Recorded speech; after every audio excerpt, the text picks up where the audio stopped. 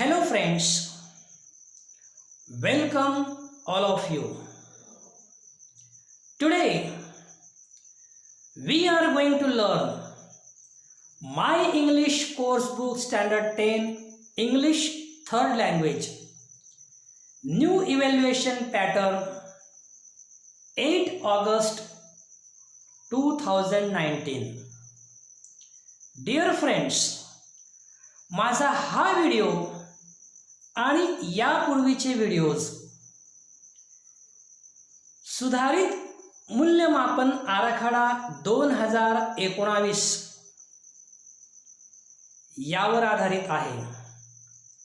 म्हणून माझ्या व्हिडिओतील format of activity sheet, marking scheme, गुणदान पद्धती अँड टाइप्स ऑफ ॲक्टिव्हिटीज, कोणकोणत्या प्रकारच्या ॲक्टिव्हिटीज आपल्याला करावायच्या आहेत याचा आपण सखोल अभ्यास करायचा आहे.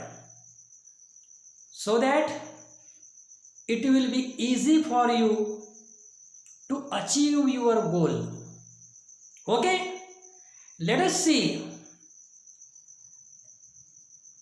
in our activity sheet standard 10 English section 3 poetry 10 marks are there.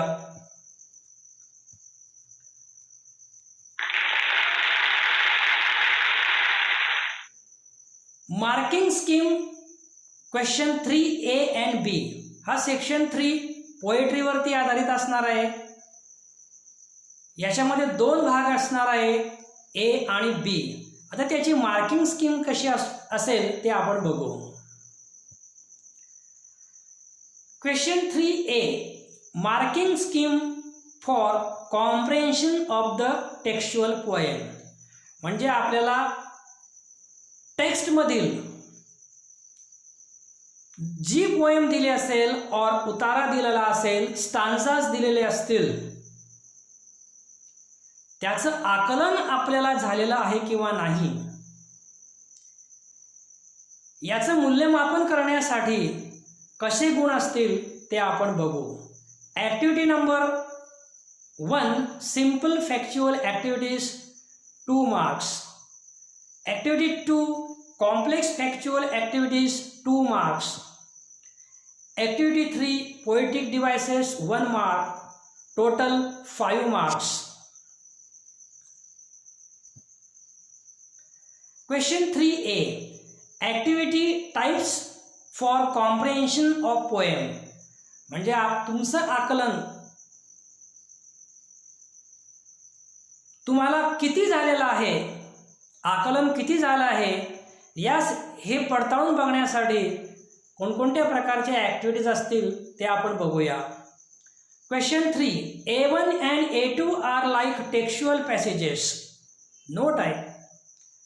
म्हणजे क्वेश्चन नंबर 2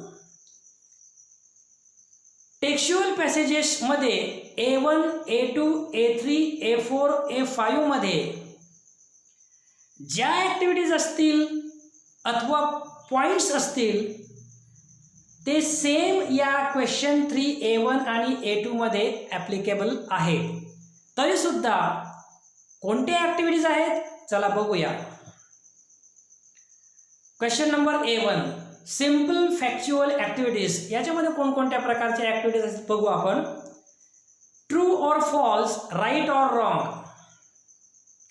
ॲग्री और disagree, fill in the blanks,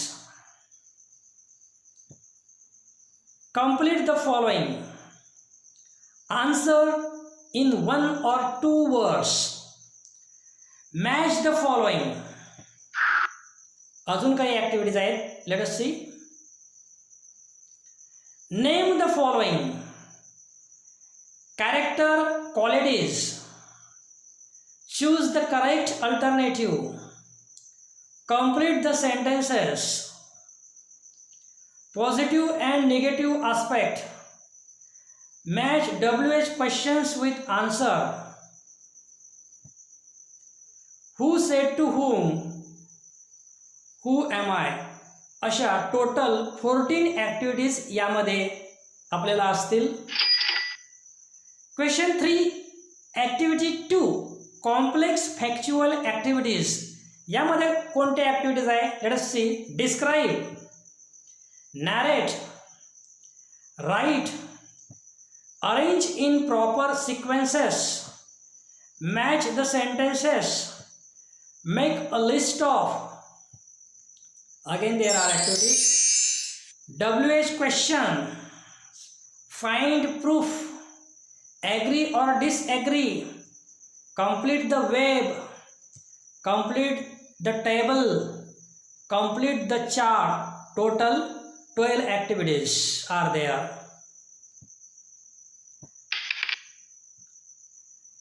Question 3 activity 3 poetic device 1 mark. आता कोणकोणत्या प्रकारच्या पोएटिक डिवाइस असतील ते आपण बघू. Writing down rhyming scheme, writing down rhyming words, give your own rhyming words, write words related with, describing words, words used in old English, figure of speech. Total 7 activities.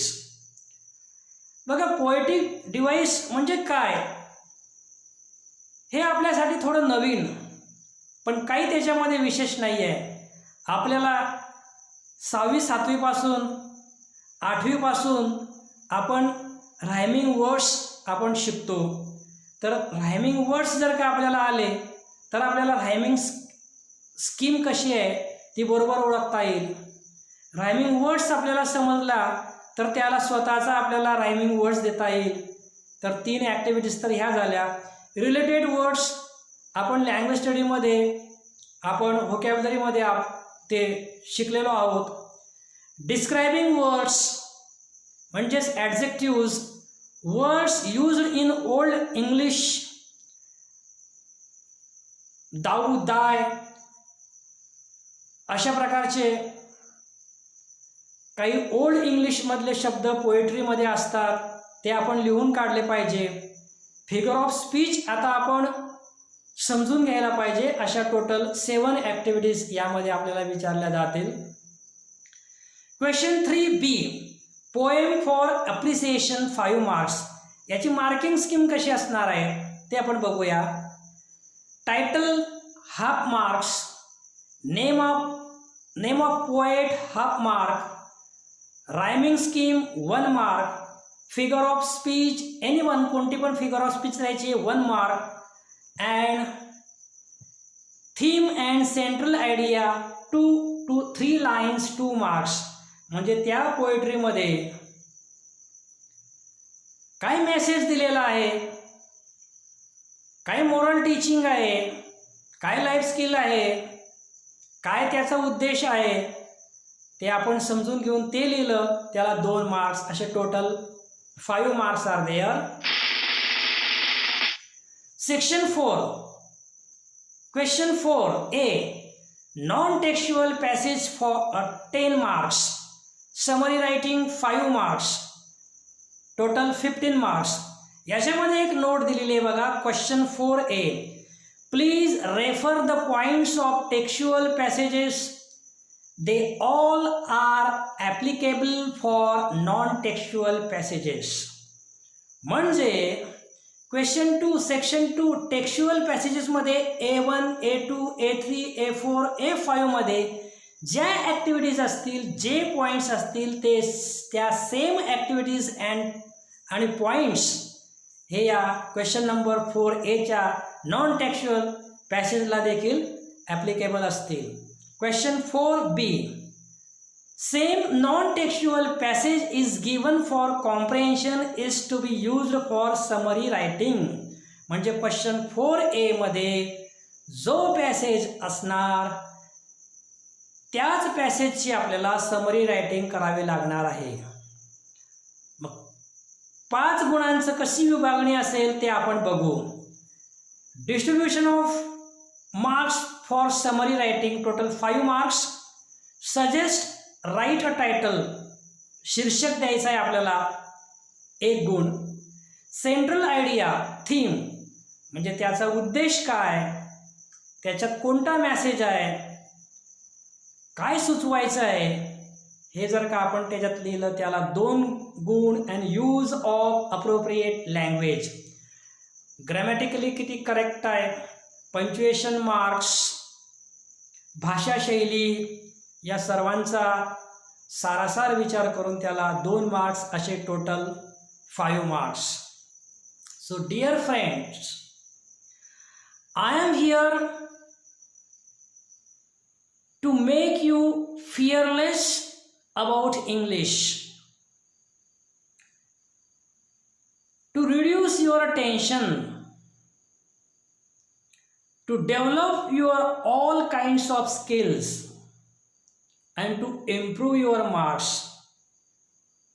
But if you subscribe my channel, and therefore it's my humble request, माझी विनंती असेल की आपण प्रथम channel subscribe करा, जेणेकरून नवीन व्हिडिओच्या links notification आपल्याला मिळतील आणि